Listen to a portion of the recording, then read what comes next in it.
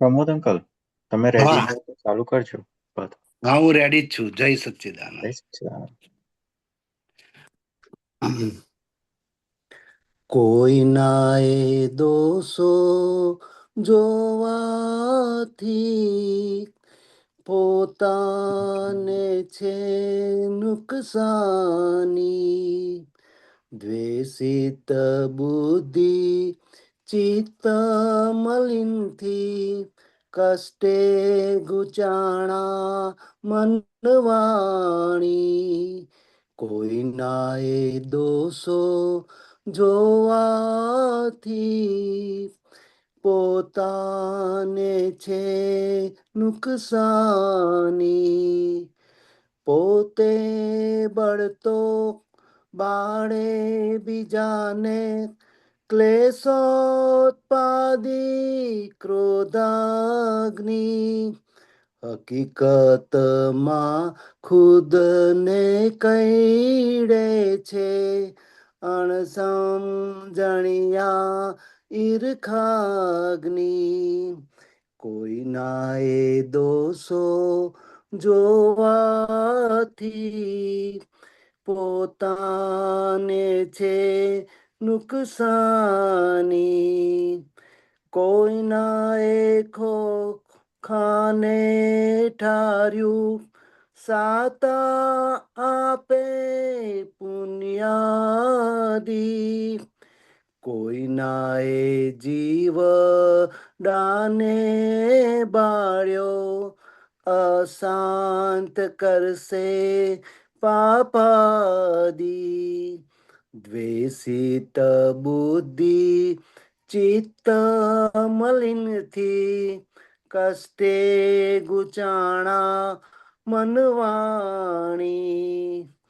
કોઈનો એ સંયોગ બગાડ્યો વિરોધી બનશે ફરિયાદી. વિપરીત બુદ્ધિ જગત અપેક્ષે વટ લઈ ગુચવે કર્માંદ્રી. કોઈના એ દોષો જોવાથી પોતાને છે નુકસાની. રાગે દ્વેષે ચિત્ત જ્યાં ચોટ્યું જગત અવસ્થે કર્માંધી. મૂર્છા વાળા કસાય સ્થાને લહાયું જડાવે મમતા બી. દ્વેષિત બુદ્ધિ ચિત્ત મલિનથી કષ્ટે ગુચાણા મનવાણી. અહમ ગવાતા માન ઉછળતા માહી બબુકે દાવાગ્નિ. મોહમ્મદની વચ્ચે જે કઈ આવ્યું બદલો ચાહે વૈરાગની. કોઈના એ દોષો જોવાથી પોતાને છે નુકસાની. વિનાશી ચીજમાં સુખને કલ્પી ભડકા બાળે પંચાગ્નિ. નિજ સ્વરૂપની રમણા વિના નાવે કદીએ સતસ્વાંગી. કોઈના એ દોષો જોવાથી પોતાને છે નુકસાની. દ્વેષિત બુદ્ધિ ચિત્ત મલિનથી કષ્ટે ગુચાણા મનવાણી. જય સચ્ચિદાનંદ.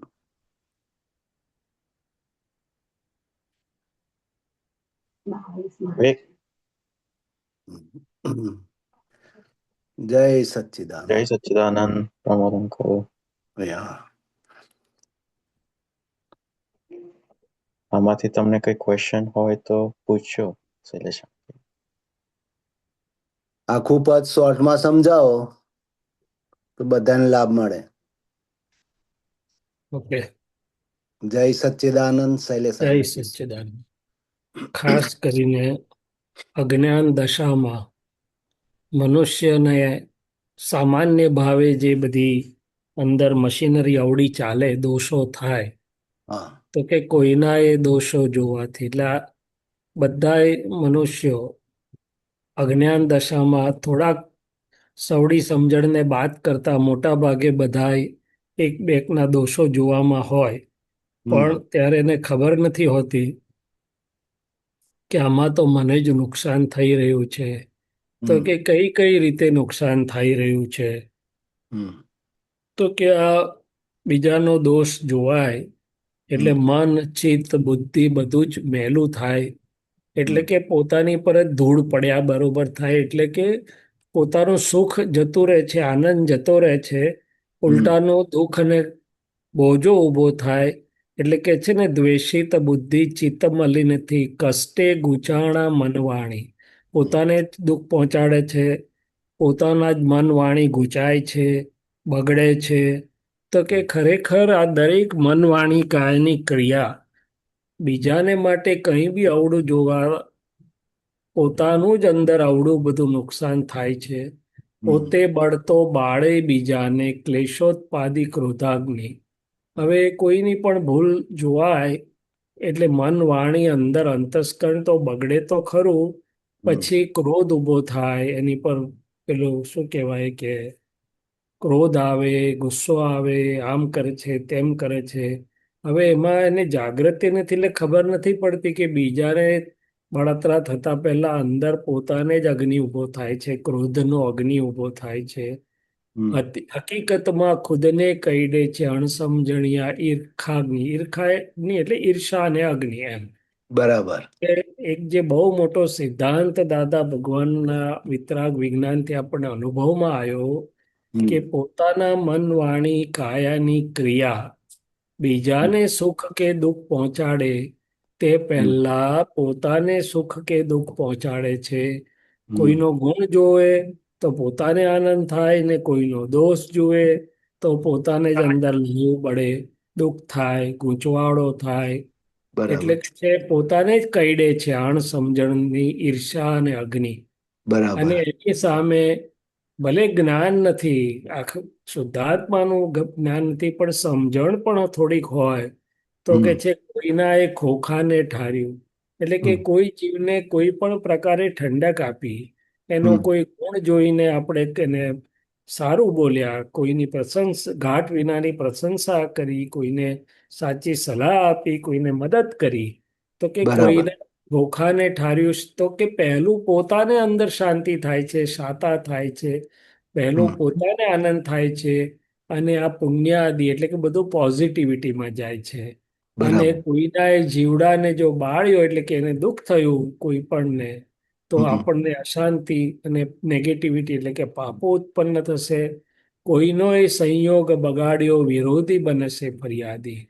આ જગતમાં શુદ્ધાત્માને સંયોગો છે, તો કે કોઈનો સંજોગમાં આપણે અંતરાય રૂપ થયા, બાધા રૂપ થયા, બોજા રૂપ થયા, ટીકા નિંદામાં પડ્યા, તો આપણને તરત તો દુઃખ થશે, અંદર બધું મેલું થશે, બધું ઘણું થશે, આવરણો વધશે, અને પેલો સામેવાળો પણ વિરોધી થઈને સામો આવશે ફરિયાદ કરવા કે છે. એટલે બરાબર. વિપરીત બુદ્ધિ જગત અપેક્ષે વટલઈ ગૂંચવે કર્માદ્રી. આ બધું જ અવળી બુદ્ધિ એટલે કે અવળી સમજણનો જે બધું આખું બધું ચાલી રહ્યો, ચાલતો વ્યવહાર જગતની અપેક્ષા વાળો, તો કે અંદર ગૂંચવાડો ને કર્મના બંધનો કરનારું છે. રાગે દ્વેષે ચિત્ત જ્યાં ચોટ્યું જગત અવસ્થે કર્માંધી એટલે કે કર્મની આધિઓ છે. કારણ કે આમાં રાગ દ્વેષ થયા વગર રહે નહીં. અને ઈચ્છાવાળા કસાય સ્થાનો લાયુ જડાવે મમતા બી. એટલે આ બધું જ વર્ણન એનું જ કર્યું છે કે જગતમાં શું ચાલી રહ્યું છે, અને આપણે પણ એમાંના એક હતા. આ તો બલિહારી જ્ઞાનીની કે આપણી બરાબર. દ્રષ્ટિ ફેરવી નાખી હા. અને સવડું થયું. અહમ ગપકાતા માન ઉછાળતા માહી બબૂકે દાવાગ્નિ. અને વિનાશી ચીજમાં સુખને કલ્પી. તો કે આ બધું જ આખી ગાડી જ ઊંધે રસ્તે ચાલતી હતી, કારણ કે સમજણ અવળી હતી, ઊંધી હતી. અને બરાબર. એમાં નિજ સ્વરૂપની રમણા આવીને, એટલે કે હું શુદ્ધાત્મા છું, સ્વ સ્વરૂપની રમણા પ્રાપ્તિ ના થાય, એમાં ચિત્ત રમતું ના થાય હમ. ત્યાં સુધી કદી સતસ્વાંગી, એટલે કે પોતાના સતનો સ્વાંગ અને સ્વાદ આવે નહીં. એટલે આખી આ વાત છે કે જગતમાં અણસમજણ ને અજ્ઞાનમાં આપણે કેવા હતા, જગત કેવું છે, અને જ્ઞાન દ્રષ્ટિ મળ્યા પછી કેટલું આમૂલ પરિવર્તન થઈ જાય છે કે છે. દક્ષિણને બરાબર. બદલે ઉત્તર દિશામાં ગાડી ચાલવા લાગે. બરાબર. હમ. બહુ સરસ. બહુ થોડી સમજણ હતી અને વધારે પાકું થયું કે અણસમજણથી બધું શું શું થાય છે. ખ્યાલ જ નથી, એટલે યા. મોટા ભાગની હમ. મૂડી, પેલે કવિરાજે એક જગ્યાએ કીધું ને, હા. લાખની મૂડી તોડી કરવાને 12,000 માંડ્યો 12,000. નિંદાનો વેપાર રે હવે. કુથલી ખોરોએ. આખા યા. દિવસમાં મોટા ભાગે જુએ ને તો નવરો પડ્યો નથી કે કોકનું ખોદ્યું નથી, હા. કોકની ટીકા કરી નથી ને હમ. કોકનું અવરું બોલ્યા નથી. હા. ભાઈ, આ બધો અણસમજણનો ખોટવાળો ધંધો. હવે તો હમ. મહાત્માઓને તો ફેરફાર થયો, પણ હમ. હજી કોઈ વાર પ્રકૃતિ આમાં પડી જાય, સ્વાદ લઈ લેવું બને. હમ. એટલે હમ. જાગૃતિ રાખવી કે છે. બરાબર. તો એમાં આપણે મહાત્માઓને અમુક ટાઈમ શું થાય, સંયોગ એવો આવે ને ઉદય કર્મ આવે તો ભૂલ થઈ જાય છે, પણ ના થાય તરત ને. જ. હા. પ્રકૃતિ તો હજી હા. જૂની સાવ હમ. જતી નથી રહી ને. હા. અરે, ત્યાં સુધી કે ગુરુ પૂર્ણિમા ઉજવી, આનંદ, ઉપયોગ, શુદ્ધ ઉપયોગ, હા. જમવાનું પૂરું થયું ને જેવા બહાર નીકળ્યા નથી કે હા. ચાલુ થઈ ગયું નથી. હા. એટલે હમણાં આટલો બધો ઉપયોગ ને અરે પણ કે છે, જુઓ ને આ ફલાણી વસ્તુ રસોઈ બરોબર નથી ને આણે હમ. હમ. આવું કરવા જેવું હતું ને આ હા. પહેલા દર્શન કરવા દીધા હોત તો આ લોકોને, જેની ફ્લાઇટ પહેલી હોય એને જવા દેવા જોઈએ ને પહેલા. આઈનો આવું પેલું બધું. ચાલુ જ થઈ જાય. બરાબર. શું થઈ જાય? હમ. તો એટલે એમાં આપણે કેવી કેવી રીતે રહેવું, આપણને અરે ભૂલ તો તરત સમજાઈ જાય છે. હા, હમ. આપણે તરત જ જાગ્રત થઈને અંદરથી અંદર ફેરવી ફેરફાર કાઢો. થઈ જાય એટલે બહાર ફેરફાર જ થઈ જાય. હમ. અને આમાં બીજી વસ્તુ શું છે કે આપણે માંડ હાચવી રાખ્યું હોય, પણ જો હા. કોઈ નિમિત્ત આવ્યું આપણી હા. ટોળકીમાં, આપણા મિત્રોમાં કે બોલવા લાગ્યું, એટલે હા. આપણે બાજુ બોલવા લાગે અંદરથી. એટલે કાને કાચો અને યા. અંતસ્કરણે કાચું. તે વખતે બહુ જ સાચવવું પડે. બરાબર. ના ના આપણાથી રેવાય તો ત્યાંથી જુદા થઈ ચાલવા માંડવાનું કે ભાઈ બરાબર. આ મારે કામ છે, જરાક આવું, નહીં તો બાથરૂમ બરાબર. હા. જવાનું. કારણ કે આપણે સમજી જઈએ કે આંધીમાં આપણે તણાઈ જવાના. બરાબર. યા. બહુ એટલે સરસ. જાગૃતિ જોઈએ આ બધામાં તો. હા.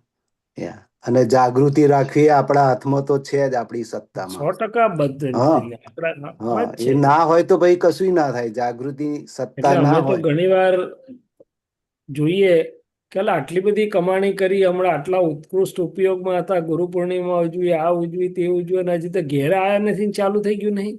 અરે ઘેરે નહીં, તઈ જ બહાર નીકળે તો ચાલુ થઈ જાય હા. ઓડિટ. આમાં આમ કર્યું ને આમાં બરોબર ના ધ્યાન યા. રાખ્યું ને ફલાણા એ હમ. સત્સંગ આમ કર્યો ને ફલાણા એ. હમ. અરે ભાઈ, હમ. શું છે પણ આ? હા. હમ. એમાં તરત પછી તમારે અનુમોદન થઈ જાય. હા.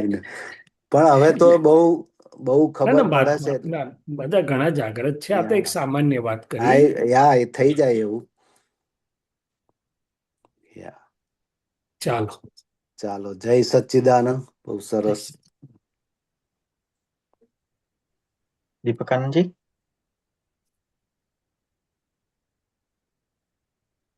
દીપક આનંદજી દેખાતા નથી. દીપકાનંદજી નથી.